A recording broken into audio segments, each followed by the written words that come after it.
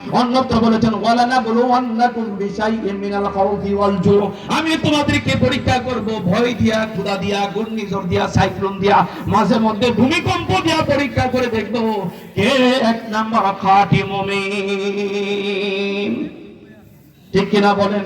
তাইলে মুমিনরা কেবলমাত্র ভরসা করবে কার উপর? আরে ভাই একসাথে আওয়াজ করে বলেন না, কার উপর? একমাত্র মুমিনরা যদি আমার আল্লাহর উপর ভরসাকারী হয়ে যায়, তাহলে আল্লাহ পাক পরিষ্কার কোরআনে কারীমের মধ্যে বলেছেন ওয়ালা তাহিনু ওয়ালা তাহজানু ওয়া আনতুমুল আ'লাউনা ইন কুনতুম মুমিনিন। আল্লাহু আকবার বলেন। তোমরা দুঃখ করো না, নিরাশ হয়ে যেও না, একমাত্র তোমরাই জয়ী হবে যদি তোমরা খাঁটি মুমিন হতে পারো। কি মুমিন? আরে ভাই জোরে বলেন, কি মুমিন? ছোট্ট দুটি মাসুম বাচ্চা, একজনের নাম হচ্ছে মুআজ আর একজনের নাম হচ্ছে মুআব্বিস রাহমাতুল লিল আলামিন, ডাক দিলেন যুদ্ধের ময়দানে যেতে হবে। ছোট্ট দুটি মাসুম বাচ্চা মায়ের কাছ থেকে বিদায় নিয়ে এসেছে, আয়েশা কই ইয়া রাসূলুল্লাহ আপনি আমাদেরকে যুদ্ধের ময়দানে পাঠান, আমরা যুদ্ধ করার জন্য প্রস্তুতি গ্রহণ করে আসছি। একটু আওয়াজ করে বলেন সুবহানাল্লাহ। নবীজি তাকায় দেখে সর্বনাশ, যেই বয়সটা হইছে যুদ্ধে যাওয়ার বয়স হয় নাই, বলে মাপামাপি মাপতে হবে।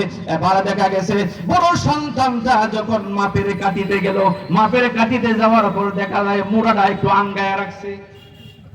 মোড়াটা কি করছে? কথা কয় না। মোড়াটা আঙ্গায়া রাখছে। রাহমাতুল লিল আলামিন তার দিকে তাকায় দেখে রে পাটা জমিনে লাগায় নাই, মোড়াটা আঙ্গায়া রাখছে। আমার নবীজি জিগায় মোড়াটা তুমি জমিনের মধ্যে লাগাও না কেন? এবার আপনার সেই সাহাবী মুআজ বলছেন ইয়া রাসূলুল্লাহ সাল্লাল্লাহু আলাইহি ওয়াসাল্লাম, নবী গো যদি আমার এই মোড়াটা জমিনের মধ্যে লাগায় তাহলে যে আমার মাথাটা মাপকাঠির মধ্যে আসে না। সুবহানাল্লাহ। আমার ভাইরা এবার রাহমাতুল লিল আলামিন কয় ঠিক আছে, তোমাকে দেওয়া হবে যুদ্ধের ময়দানে। এবার ছোট ভাইটা আমার রাহমাতুল লিল আলামিনের কাছে এসে কাঁদতেছে আর বলতেছে ইয়া রাসূলুল্লাহ সাল্লাল্লাহু আলাইহি ওয়াসাল্লাম, নবী গো আমিও তো মায়ের কাছ থেকে বিদায় নিয়ে আসছি, আমিও তো যুদ্ধের ময়দানে যেতে চাই। আমার নবীজি কয় না তোমার বয়স হয় না, তুমি যাবা কেমনে? তোমার বড় ভাই তো একটু গায়ে শক্তি আছে, দেখতে একটু হৃষ্টপুষ্ট, তার দ্বারা সম্ভব, তোমার দ্বারা সম্ভব নয়। এবার ছোট্ট সেই বাচ্চারা রাহমাতুল লিল আলামিনের কাছে কয় ইয়া রাসূলুল্লাহ সাল্লাল্লাহু আলাইহি ওয়াসাল্লাম, নবী গো তাইলে আমরা দুই ভাইয়ের মধ্যে একটু কুস্তি খেলা শুরু করে দেন। কথা বুঝেন নাই? ছোট্ট দুটি মাসুম বাচ্চা, ছোট্ট বাচ্চারা বলতেছেন ইয়া রাসূলুল্লাহ তাইলে বড় ভাইয়ের সাথে আমার একটু কুস্তি খেলা শুরু করে দেন, যদি পারি দিবেন তো? যদি পারি তাইলে দিবেন তো? রাহমাতুল লিল আলামিন কই সর্বনাশ, দারুণ ঈমান, দারুণ ঈমান। আল্লাহু আকবার বলেন।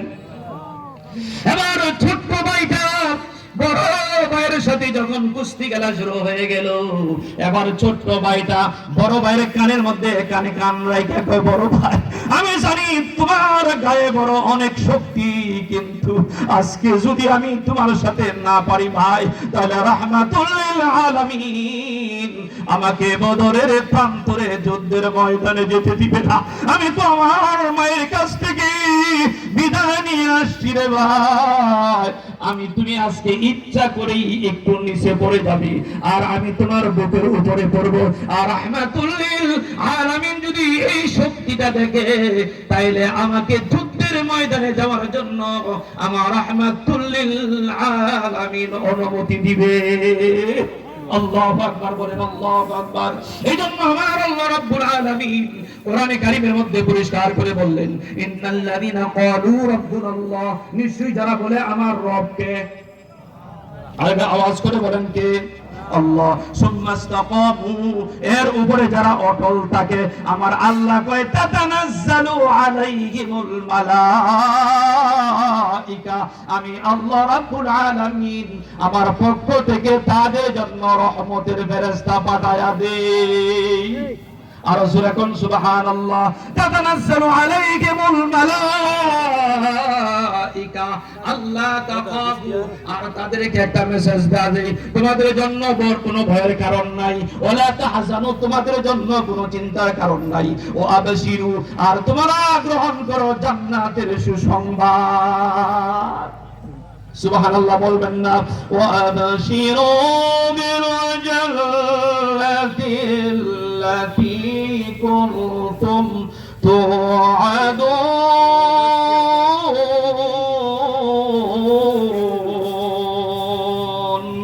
আমার আল্লাহ রাব্বুল আলামিন যেই জান্নাতের ওয়াদা করছে, যদি আমরা ঈমানের উপর অটল থাকি তাহলে আমরা সেই জান্নাতের মালিক হতে পারবো। জোরে জোরে বলেন না সুবহানাল্লাহ। আমার নবীজি আমার বলতেছেন, ঠিক আছে, ছোট ভাইটাও দেখি দেখা যায় জিহাদের ময়দানে যাওয়ার জন্য প্রস্তুত, অথচ আপনার যেই ছেলেটা শাহাদাত বরণ করেছে, হাদি ভাই, মাত্র হলো 30 থেকে 32 বয়সের একটা যুবক ছেলে। আল্লাহু আকবার বলেন। 30 থেকে মাত্র 32 বছরের একটা যুবক, বলুন তো সে কি অপরাধ করেছে? কোন রাজনৈতিক সাথে কি জড়িত ছিল? কথা বলে না। কোন রাজনৈতিক দলের সাথে সে জড়িত ছিল না, অথচ তাকে বিদায় করে দেওয়া হলো। আজকে আমরা যে দুনিয়ার মধ্যে এই বাংলাদেশে বেঁচে আছি, আপনারও জানের নিরাপত্তা নাই, আমারও জানের নিরাপত্তা নাই, ঠিক কিনা বলেন? আমার ভাইরা, যেটা বলতেছিলাম, ছোট্ট বাচ্চাটা আমার রাহমাতুল্লিল আলামিন বলতেছে, ঠিক আছে যাও, যুদ্ধের ময়দানে দুইজন রেডি হয়ে গেল গা। সুবহানাল্লাহ বলেন। এবার যুদ্ধ যখন শুরু হয়ে যাবে, যুদ্ধ শুরু হওয়ার ভিতরে হঠাৎ করে আব্দুর রহমান ইবনে আওফ, আপনার সেনাপতি বুঝতেছি, ডাইনে এবং বামে তাকালেন, তাকায় দেখে ডান দিকেই দেখা যায় দুইজন ছোট্ট মাসুম বাচ্চা। আল্লাহু আকবার বলেন, আল্লাহু আকবার। আব্দুর রহমান ইবনে আওফ যুদ্ধের নেতৃত্ব করতেছেন।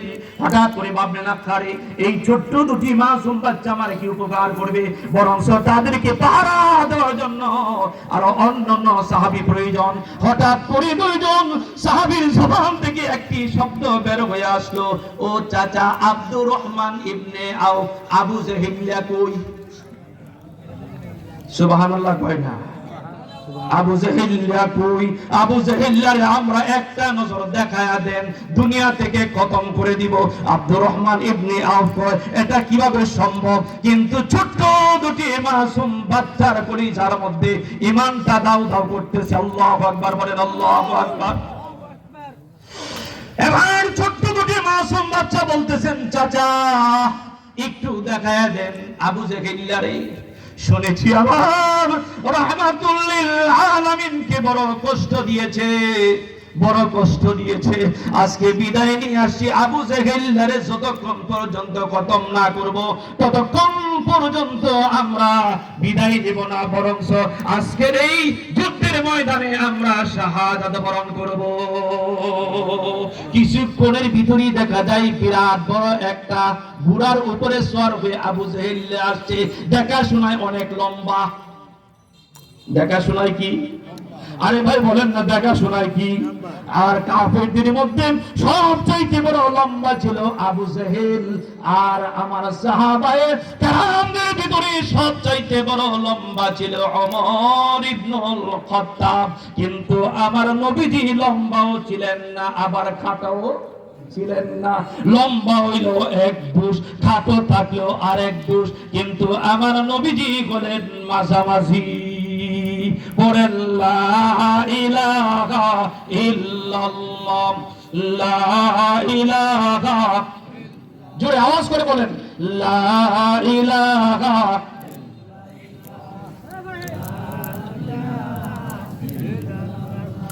জোরে লা ইলাহা, একসাথে পড়েন লা ইলাহা।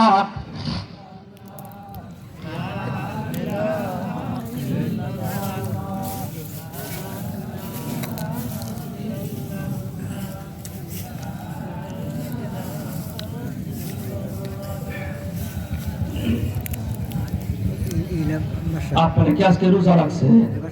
লা ইলাহা, মজার জিকির পড়েন লা ইলাহা। লা